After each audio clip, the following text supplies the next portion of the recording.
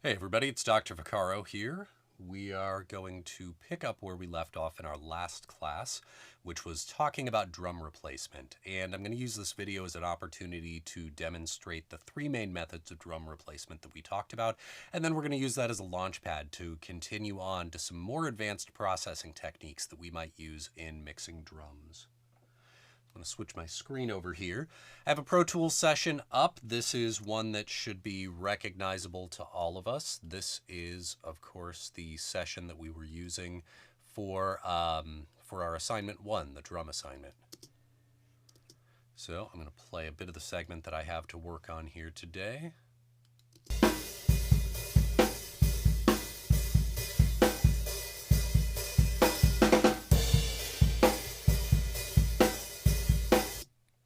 And I have a few more tracks up here that we're going to work on. In fact, I'm going to clean up my screen just a minute. All right, so the couple of things that we're going to focus on today. As you know, this sound, as it's kind of currently configured, is a slightly modernized version of what we've talked about as a classic drum tone, the kind of drum tone we might expect to get in the 1960s, or in this case, probably more in the early 1970s. Not a bad sound if we were in the right musical genre, but what I want to do is explore the opportunity to turn this into more of a modern drum tone. And so the first thing that jumps out at me, the biggest difference between what we're hearing in this and what we might expect in a more modern drum mix, is really, for me, the kick drum. So remember, we had two kick drum options.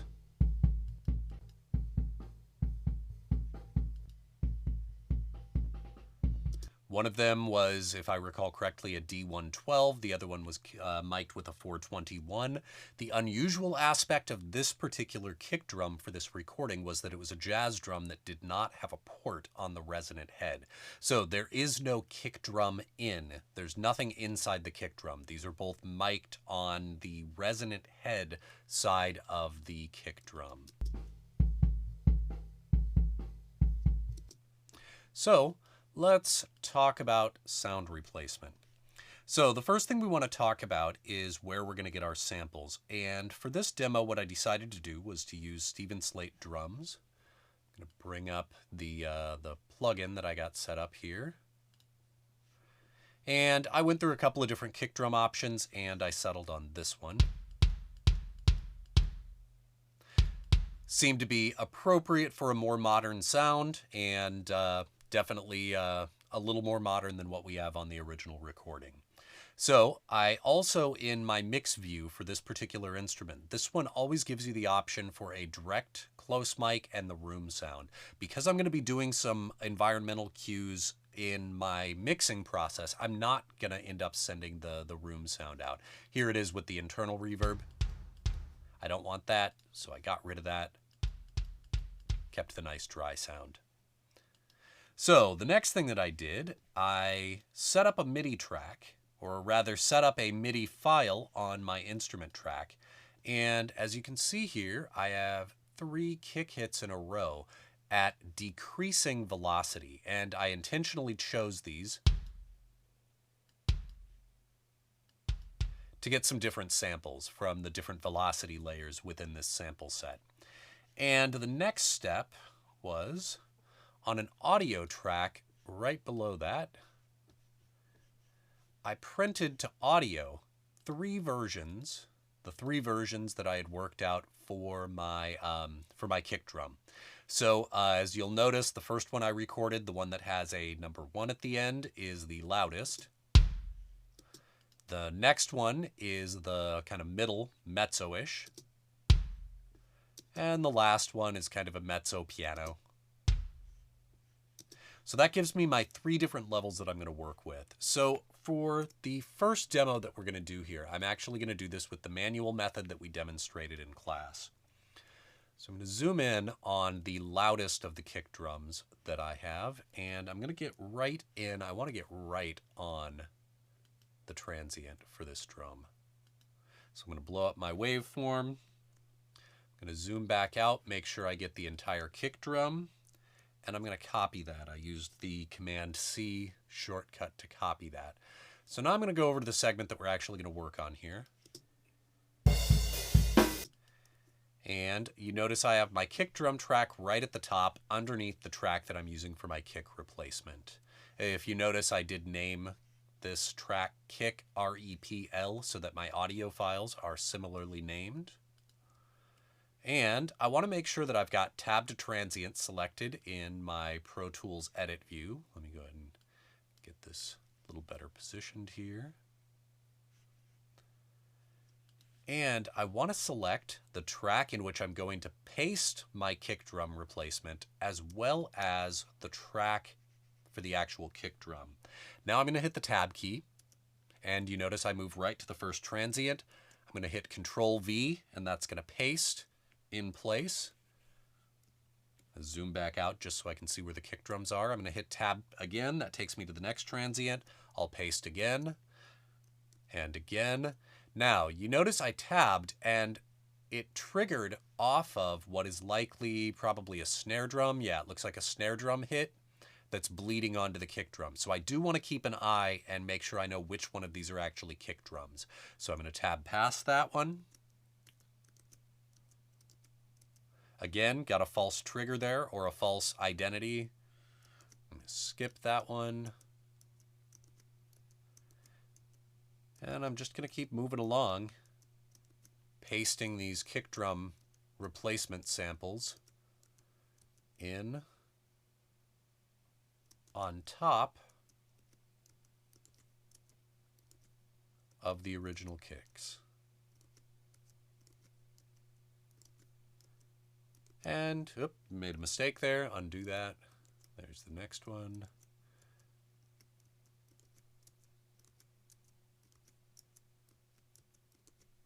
And I'm going to go that far. I'm not going to do the whole file. This will give us enough that we can actually listen back to it. So here's our replacement track by itself.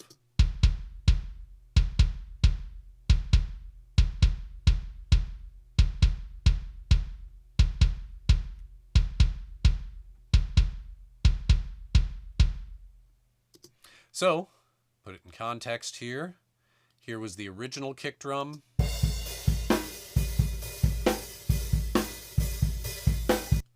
Get rid of the original one. Let's hear our kick replacement.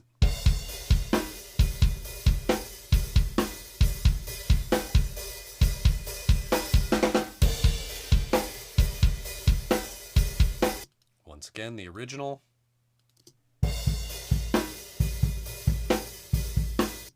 And the replacement.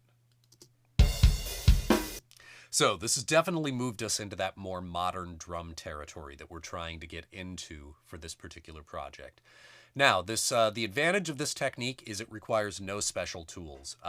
Obviously, in my case, I used Stephen Slate drums.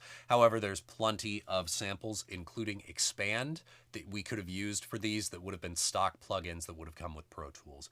And it didn't require any special plugins. It just required a little bit of time and the use of that tab to transient. Now, again, you do need to have both tracks selected so that it tabs to the transient on the other one. You also want to make sure you don't have any groups enabled that would cause it to start triggering off of other tracks that could be included in that group. But again, it's a pretty straightforward process. The biggest disadvantage of this is every single kick drum hit sounds identical. It is the exact same sample, so we get no timbral variations that would reflect the normal changes in performance intensity that we would expect from a player, as they played a little louder and a little quieter, and inevitably that means that the kick drum would sound a little different.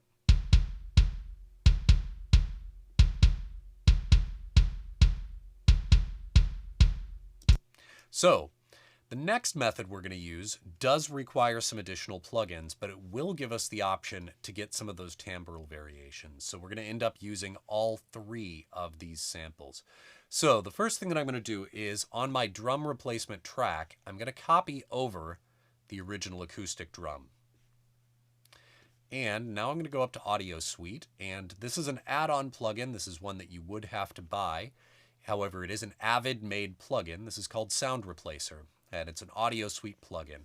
So actually, before I select this entire file, I'm just going to select a short region, which will give me the ability to demonstrate this a little bit more quickly. So the way this plugin works is I can load 3 different files and set the amplitude level at which that file will be triggered. So I'm going to start, and in the first slot, I'm going to use the quietest of the samples. You remember that was the third one that I showed there. It was the third in order that I printed it. So I'll put that one in.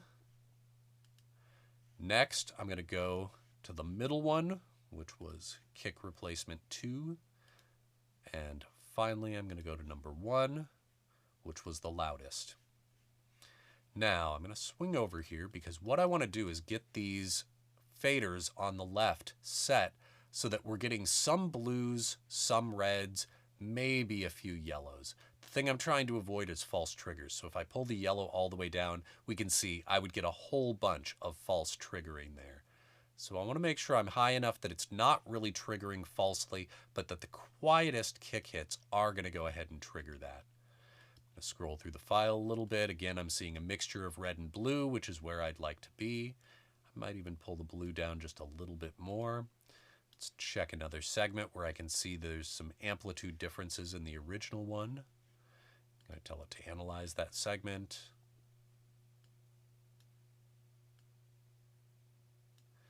And I think I'm going to call that good enough. So now I'm going to go ahead and select my entire region, and I'm going to render. And now this is what we get.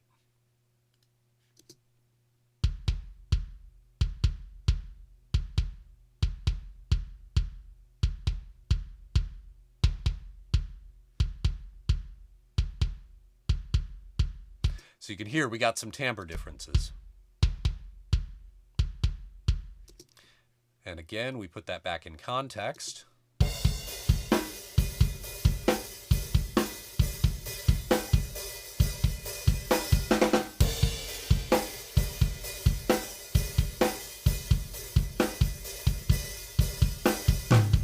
So now we've got a little better sound replacement than what we were able to do manually, because again, we've got a couple of different samples that are showing up in there.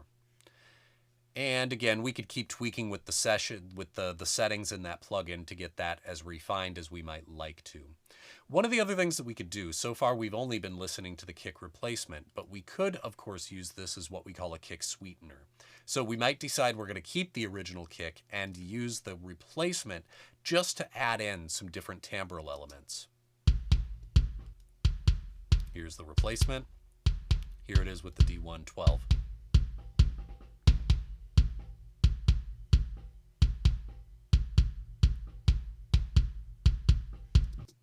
So we're getting a lot of the higher frequency information associated with the attack decay transient part of the drum, but we're getting more low end and more mids really from the D112.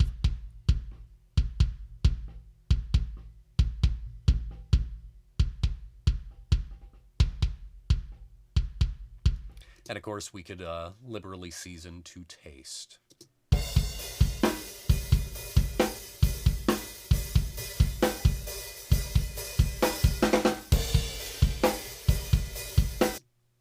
All right. So one other thing I'm going to mention before I go on, because it will likely come up as we go through the other couple of items we're going to demo here. If you're actually a student in my mixing and mastering audio class, you know that I am running well above my reference levels here, which is unusual for me. My color break happens at my reference level, which in this studio is +4 dBu equals -20 dB full scale. So I typically like my tracks to be right at that color break from green to yellow, or rather green to light green. You can see I'm actually a little above that. The reason for that is just a practical reason having to do with how I'm capturing audio for the video that we're watching. So there may be a couple of places along the way that I have to do a little bit of gain staging adjustment just to accommodate that, to avoid clipping anywhere in my session. Thought I'd mention that before we go any further. So that gives us two good options. Let's look at our third option. So for the next option, I'm going to actually use the new copy audio as MIDI option that's available in newer versions of Pro Tools. So at least if you're a UMass Lowell student on campus, this is not currently working because our version of Melodyne is older and will not play nice with this. So I can demonstrate the way we would do this on campus in just a moment. But I'm initially going to do this maybe the way you might do it at home. I'm going to use the copy audio as MIDI function. That brings up a little pop-up dialog here. And because I know I'm working with a percussive element, I'm going to select the percussive algorithm. I'm going to hit OK. Then I'm going to go up to my original instrument track that had my Steve Slate drums on it, and I'm going to hit Command V and paste. So now what I've just done is converted the information from this audio file into a MIDI file. However, the thing I have to do real quick is I know it didn't identify the correct note to give me a kick drum. So my kick drum was down here on C2, at least using the nomenclature that I have on my system setup, but it ended up pulling in this note way up here. So what I'm going to do is I'm going to use a feature in Pro Tools. I'm going to go to Event, go to Edit Operations. I'm going to go to Transpose. I'm going to transpose all notes to C2. And boom.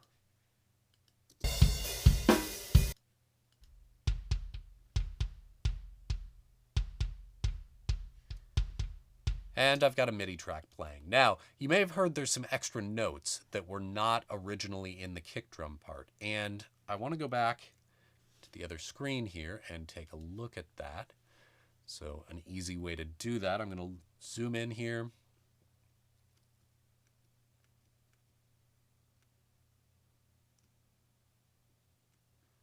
And for example, to make this easy, I'm going to switch this over so I can see velocities up here. There's that very quiet note, and I could see that isn't supposed to be a kick drum. Just like when we were doing the tabbed transient, we ended up getting some a MIDI note that correlated with the bleed onto the kick drum rather than the actual kick drum itself. So I'm going to go back in to my MIDI editor. Move this onto the screen over here. And I'm just going to go through and grab all of those notes that had the low velocity level and get rid of all of them.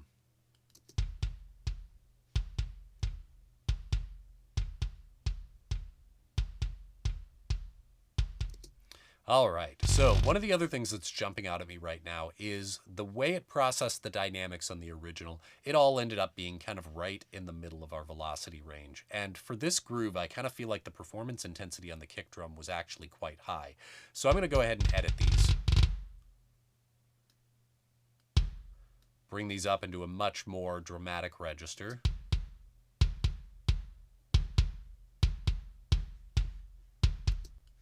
All right. So that's sounding a little bit better. Let's take a listen to that. I'm going to mute the audio for the kick replacement we made a minute ago.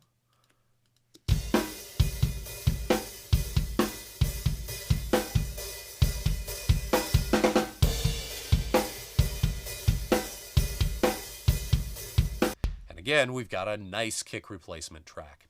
The biggest advantage of this methodology is that we have total control over every aspect of this. We can go through and do tons of velocity variations and take way more advantage of the velocity layering in the original sample set than we were able to with the sound replacer option. So for the rest of our demo, this is what we're going to listen to, is this MIDI option. And very quickly, before I go on any further, I want to show you how we would do this if we were using the traditional version of Melodyne or an older version of Pro Tools that didn't have this feature.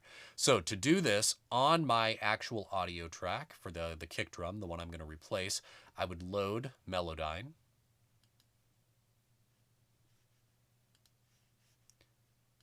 And as we do when we load Melodyne as a plugin, I'm going to select the region of audio that I want to transfer. I'm not going to do the whole file just for the sake of time. I'm going to select a short section. I'm going to tell it to transfer, and then I'm going to play this back over. Actually, correction, I'm going to do one thing first. I have tempo changes in here, and so to avoid any problems, I am going to go ahead and let Melodyne know that I've got some tempo changes going here.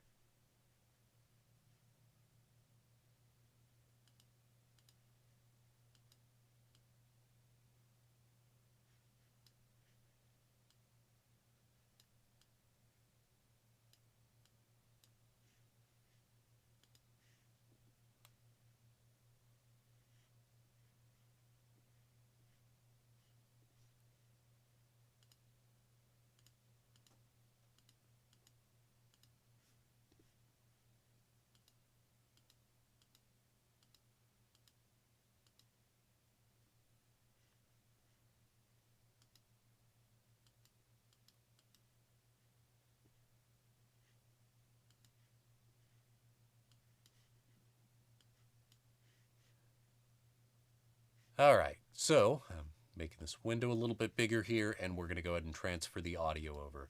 So I'm going to arm the transfer function, and then I'm just going to play back the audio that I want to transfer over. I'm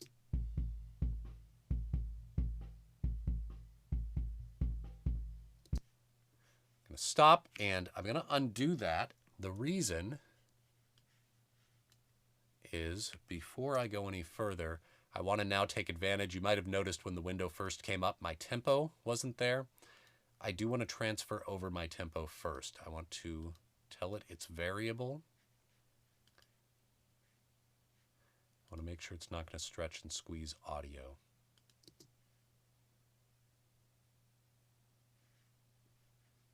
I want to confirm that, in fact, it is following the tempo changes. Looks like we're in good shape. So we'll go ahead and select the audio portion that I'm going to work on. Transfer.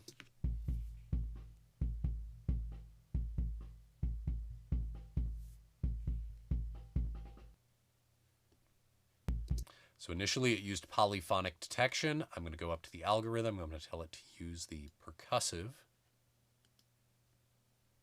That way it all ends up on one note. And under settings, I'm going to save this as Midi.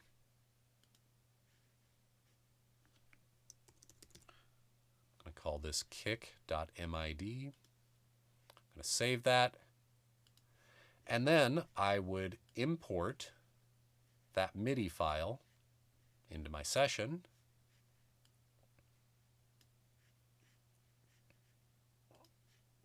Grab that MIDI file, import it, and I could either add it to a new track or add it to the clip list and then copy and paste it in. Effectively, I'm going to end up at the same place that I did here. So that is a quick method for using Melodyne as a plugin to convert audio to MIDI. In this case, we don't have to do that. I'm going to go ahead and make that Melodyne inactive so that we're passing the audio directly through from the track. All right, so let's take a moment and make sure we have a good sense of where we are. So I've got my original kicks in place now. Let's take a listen to where this mix was before we started playing around. Let's add in our kick replacement.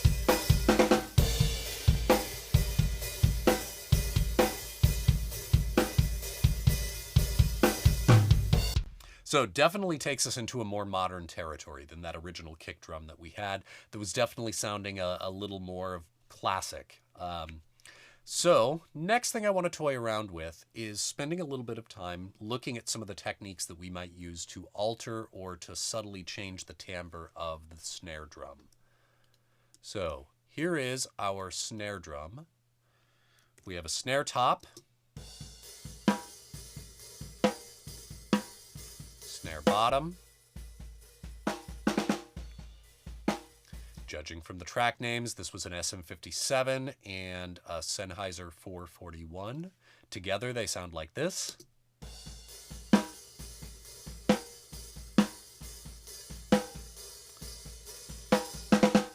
And my ear tells me that they're interfering constructively, but let's just zoom in and confirm that.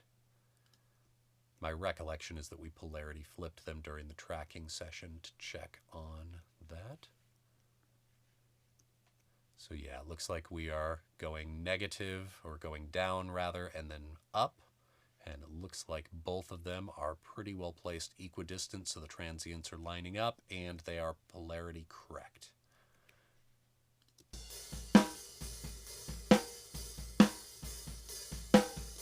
So one of the first techniques that I want to demo, and we've looked at this once in class, but let's come back to it again. Let's do the classic gated reverb sound.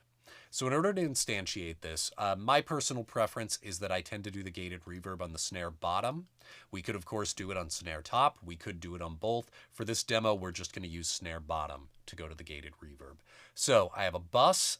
In this case, it's called bus 1112, which is going over to an aux in. This is a stereo aux in because I do want to use a stereo reverb to get a little bit of interchannel time differences that'll give me a little stereo spread on that snare drum.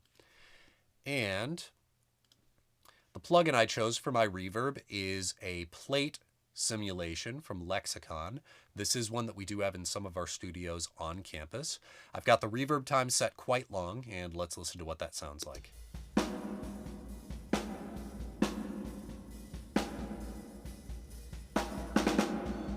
So it's a very long reverb. It's got some interesting timbre to it with the snare top.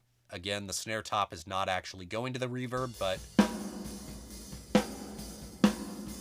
it's a bit over the top, even for maybe an 80s ballad snare. That's probably a little bit exaggerated. However, what we want to do is do one variation on the gated reverb. And this is sort of the most classic variation where our noise gate is going to come after the reverb. However, a couple of tricks on this.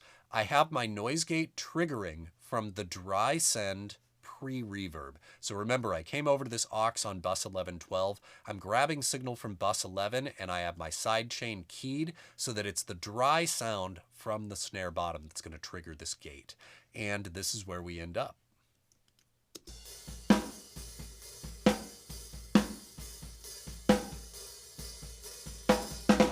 So this is without the gated reverb, with it.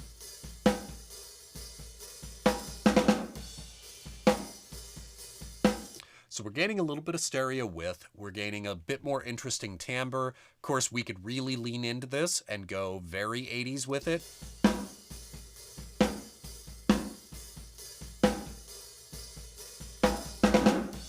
Or we could go maybe more 90s, where we're going to sort of mix this in a little underneath. We're not looking to radically change the snare drum sound, just to add a little bit of character to it.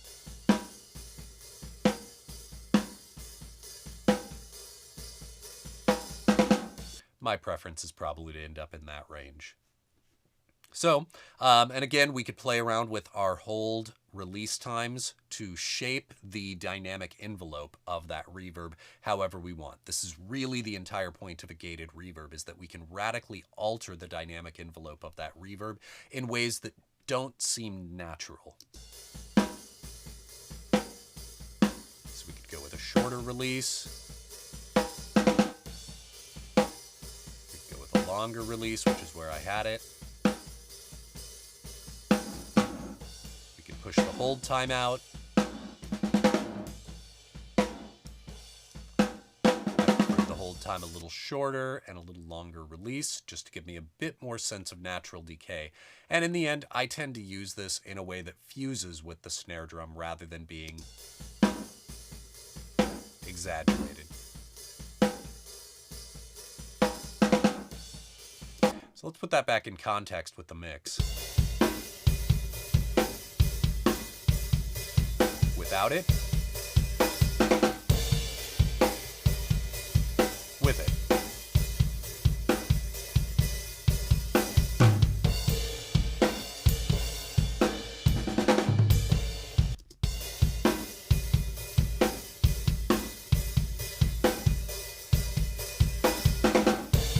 So that's a gated reverb. And again, that's probably the most classic example of a gated reverb. There is another variation of signal processing that we identify, usually we call it the 80s ballad snare, which can use both a noise gate and a reverb. However, it's not what we usually would call gated reverb. For that, I would have the noise gate before the reverb. I would keep the reverb long and let it decay naturally, but only the loudest snare drum hits would actually trigger it. So ghosted notes and some of the more subtle things on the snare drum aren't going to go to that big reverb, but the hard hits do. And that to me is kind of one way to get that classic 80s ballad snare kind of sound.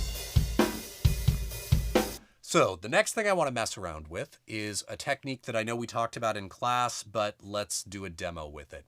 So the next track we're going to look at here is called SD Snare Drum.D&D. And no, that's not Dungeons and Dragons. That is Detuned and Delayed. So for this, I picked an Eventide plugin. I believe this should be in many of our studios on campus as well. So this is an Eventide harmonizer, or a simulation of an Eventide harmonizer. And what I'm using this for, I have one side of it tuned about 10 cents sharp. I have another side tuned about 10 cents flat. And I've added a small amount of delay to each of those, so that the left and the right channels on these detuned amounts are roughly 10 milliseconds after the original direct hit. That will allow our ear to prioritize the sound in the middle, but it's going to add a little bit of stereo width to this. Let's listen to what that sounds like.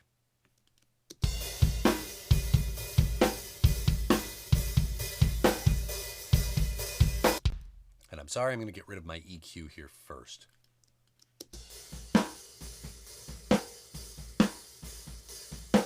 So we can hear that's definitely adding some increased information in terms of the pitch areas that we have. Let's pull that back a little bit.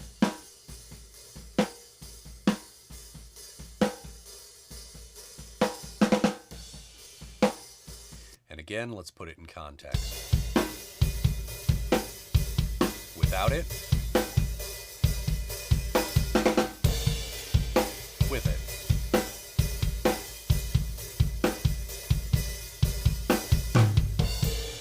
So again, we picked up a little bit of stereo width and a subtle change to the pitch areas of that drum. However, I'm not quite satisfied with that, so I'm going to send that to our gated reverb. So you notice I have a send on that going to bus 1112. Let's bring in our gated reverb.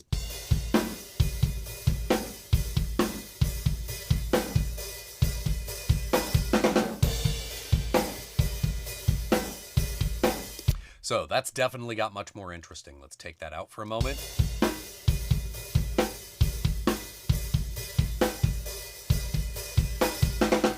And with it.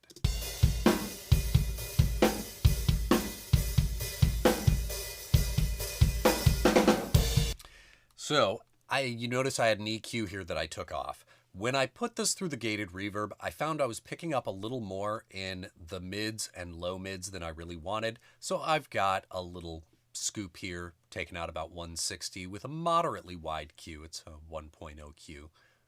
Probably could even open that up a little bit.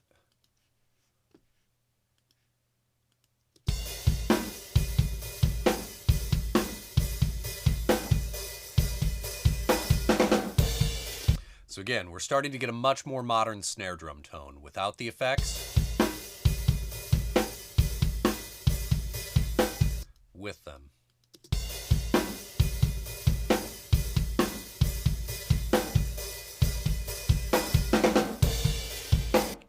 All right, so moving on, the next effect I wanted to demonstrate for you is the addition of distortion to a drum track. Now, this is not something that I do arbitrarily or in a haphazard way. Generally speaking, I'm not a big fan of adding a lot of distortion to tracks unless I see good reason to. However, in this case, there's some things that we can get out of this. So let's get our snare drum up here. And I've got a couple of things. To avoid sending any of the bleed that's on that track into the distortion, I do have a noise gate set up. So you can see that's really only kicking on the loud snare hits. And the plugin that I chose to use to get distortion from, I have a bunch of options for this, but I thought this was a fun one that I can demonstrate that we do have on campus. This is a McDSP plugin called Futzbox, and it has multiple modules. I've actually got the 4 outer ones turned off, and I'm just using the distortion module. So there's 3 main modes, or 3 main knobs that we have control of on this. One is the overall amount of distortion, one is the intensity, and the last one is rectification, and we'll talk about that in a moment. So let's start just by playing. We'll set the intensity maybe midway up, and we'll just play with the amount. And I'm going to bring that track up a little bit to exaggerate it a little bit.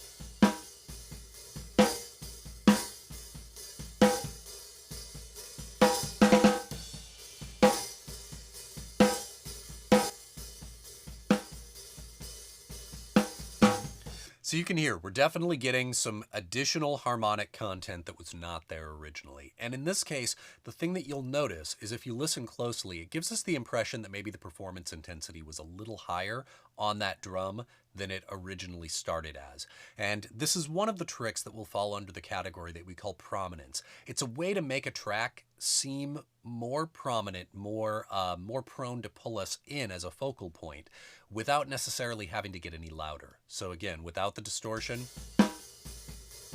and with it.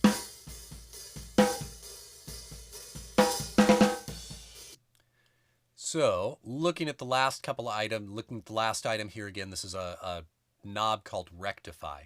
So rectification, very quickly, if you're not familiar with this idea, if we think about a traditional sine wave that's going positive, negative, rectification does one of two things. We either completely get rid of the negative portion, which we would call a half wave rectifier, or we take the negative portion and we polarity flip that so that everything is on the positive side. Now, the effect of that is what we call asymmetrical clipping when we do it in a distortion circuit. We're going to distort on one side but not the other. And the effect of that is to change the timbral content, the harmonic content that we get for our harmonic distortion. Typically, you'll find if we are symmetrically clipping, we introduce odd harmonics. So 3rd, 5th, 7th, 9th, 11th, so on and so forth. When we go to a rectified version of this and we get asymmetrical clipping, we tend to start getting some 2nd, 4th, 6th, and some of the other even harmonics. So let's take a listen as I crank this up.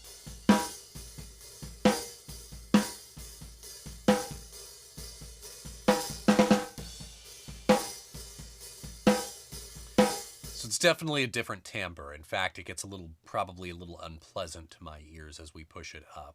So I'm going to settle in about there. And now I'm going to pull this back to a more reasonable level. Remember, I exaggerated that to be able to hear what it was doing. So this is without it. With it.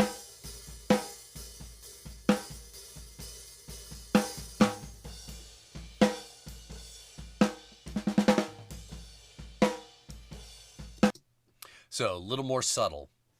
Now, a couple of things. I am not sending that through any of the other processes. Remember, I did send my delayed and detuned drums to my gated reverb. Now, let's just hear all of those effects together on the snare drum.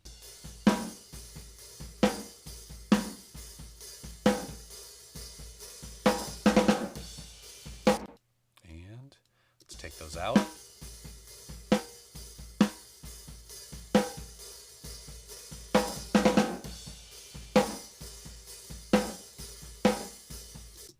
Of course, one of the other things we can hear, our drum bleed is also picking up the spread stereo imaging that we're getting from the delay. So an easy way I can solve that, simply throwing a gate upstream from it.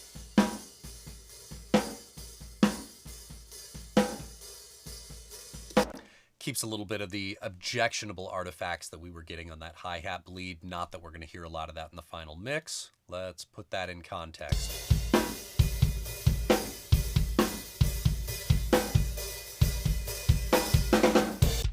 Take the snare drum effects out.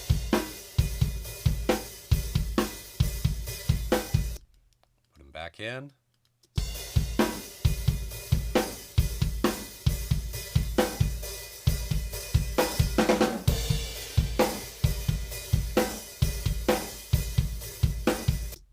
So definitely another big move towards that modern mix sound. Just for reference, we started out here.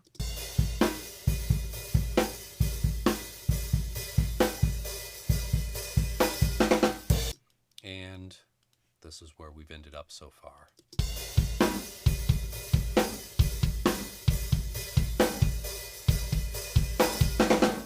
So quite a bit of change there. So the next thing that I want to play around with, I have a tom track, and I've already done a little bit of cleanup work on it. You can see I've gone through and manually gated the track. I've also gone through and drawn in fades.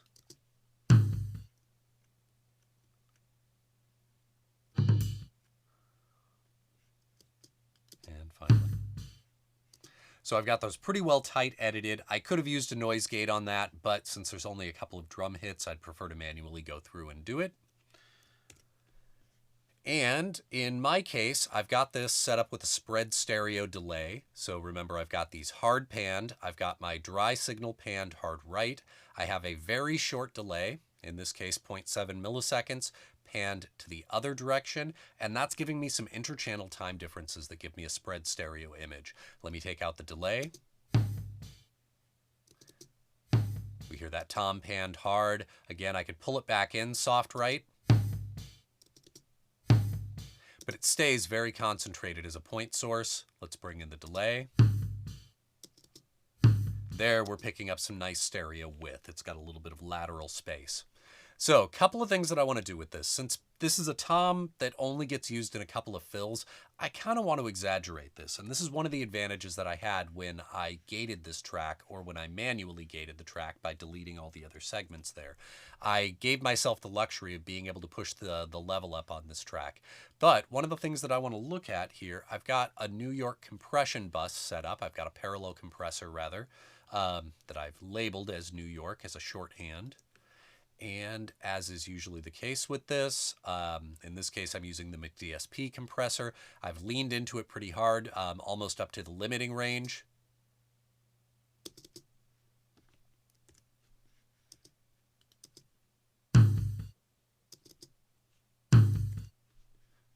And without it.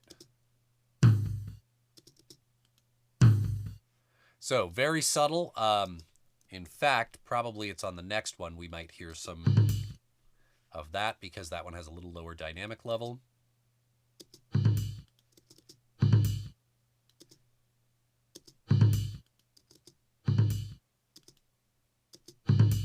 So again, a little bit of that upward compression. We're taking the quieter parts of that roll on the snare, on the tom rather, and pushing them forward. However, one of the things that happened on that floor tom is when I tight edited it, inevitably, to avoid having a lot of bleed going through, I kind of truncated a little bit of the ring out on that tom. And you could argue that in a lot of cases in a busy performance like this, you wouldn't necessarily hear those things. But for a couple of reasons, I'm actually going to go ahead and play with a reverb that I'm going to put just on this tom. And I'm not going to gate it. I'm actually going to use it for the opposite reason. Because my tom hits are now shorter than I would like them to be, I'm going to use this reverb as a way of getting a little bit of sustain to that tom tone. So I have a tom reverb bus set up over here. I have an aux send coming out on 2122. I'm sending both the tom and its spread stereo partner, which incidentally I compressed those in stereo on the New York compression bus. And I've added a plate reverb. Now in this case, because for whatever reason my UAD plugins aren't working, I grabbed an Arturia plate reverb. Again, plenty of plate reverb options out there. However, what I wanted was this.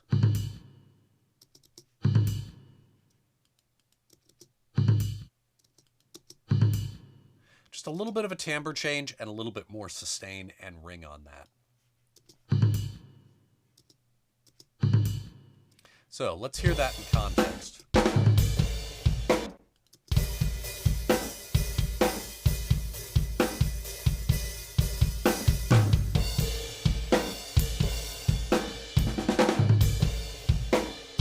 So again, brings a little more prominence to those toms, gets them a little more forward in the mix, and gets a little more interesting sound.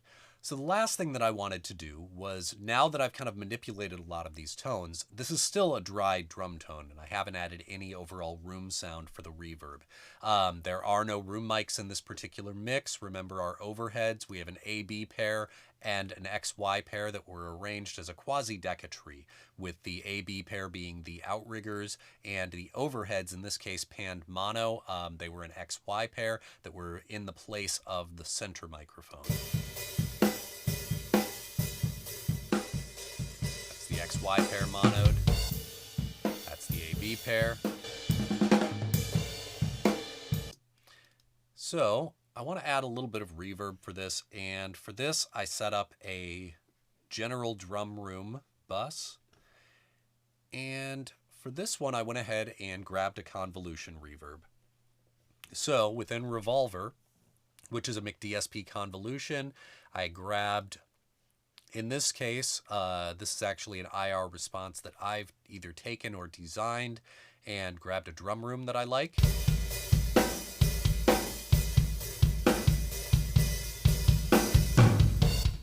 Add a tad bit of pre-delay to that.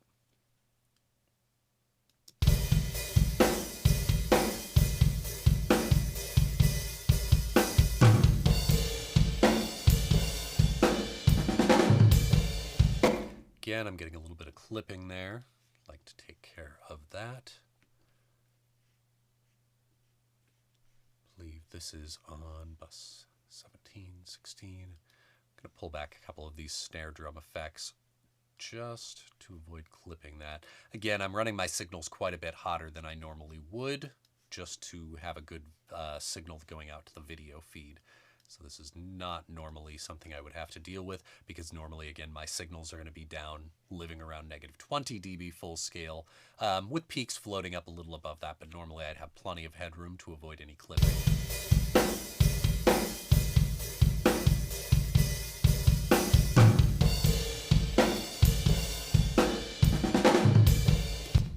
And that room sound really starts to tie it all together. Again, dry,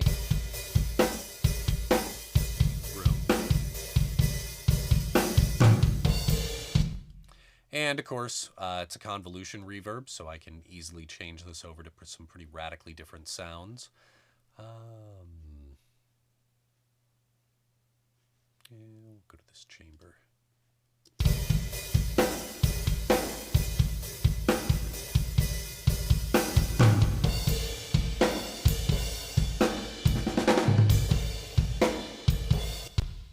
So again, we could set that drum sound or the drum room up however we want. But by this point, we've really moved into a quite modern drum sound. In fact, I think I liked that drum room a little better, so I'm going to switch back to that one.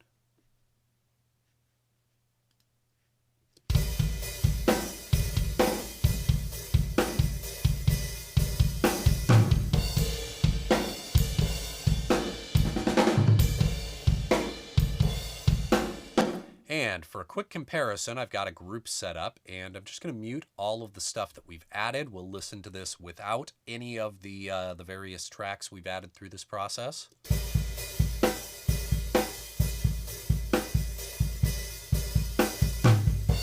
And add it in.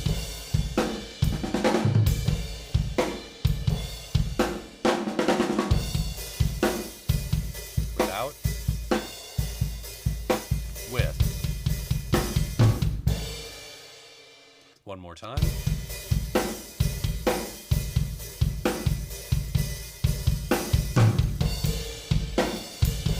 Let's say I wanted to lean in a little bit to that gated reverb and again go for more of an 80s sound.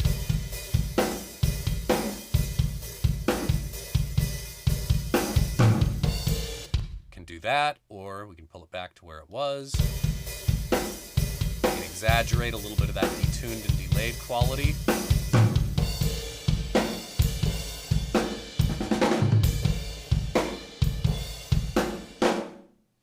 So, at this point, we've really moved into quite a modern drum sound. The last thing that I might think about doing, and something that I haven't done anywhere along here, right now the only compression is on that tom track. So I could go through and do some individual compression on tracks, or I'm probably a little more inclined to maybe do a parallel compression overall for the entire drum bus.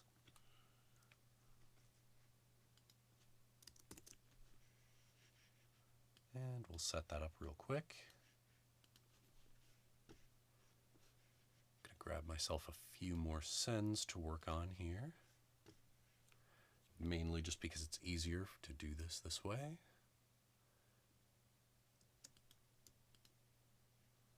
So let's set this up and we'll do bus 23, 24.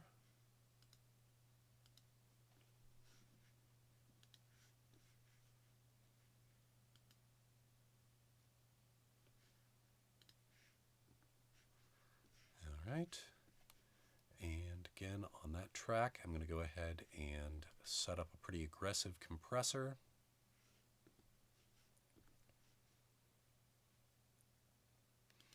Don't need anything fancy for this demo, just going to go ahead and grab the stock one in Pro Tools. Once again, I'm going to crank the ratio up pretty high.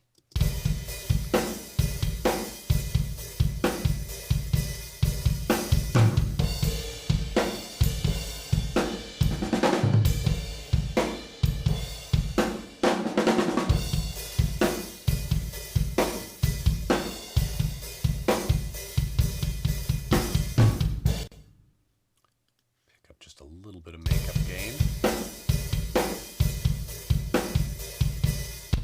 And one last thing, actually, right now we are not that go through. Let's get rid of the feedback loop. And then let's make sure this is coming over to our video send.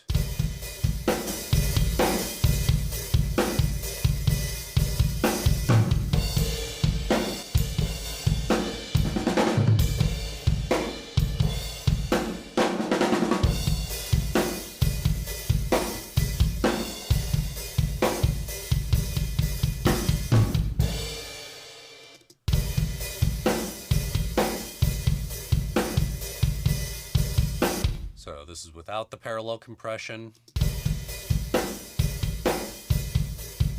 And with it.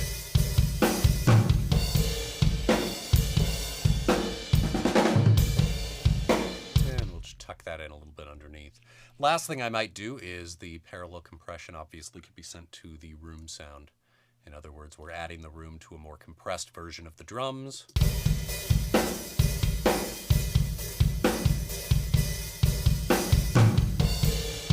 And I'm going to add that to my group here.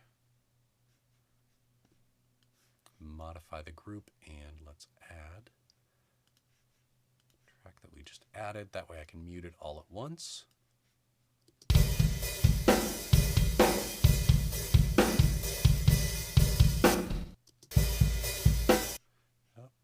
looks like I may have made a mistake there. Let's fix that.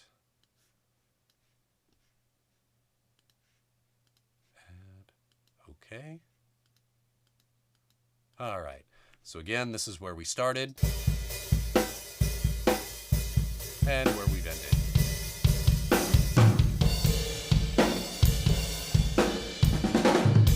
So quite a big change, and a place where we were able to, again, take a very classic drum tone and turn these tones into a very, very modern drum sound. So hopefully you'll be able to use a few of these techniques in your upcoming assignment. I believe on the next assignment, all of the songs that are available as an option for mixing really lend themselves to more of a modern drum sound as opposed to some of the more recent mixes that we've been doing. So I hope this is helpful with your next assignment, and we'll check in our next class.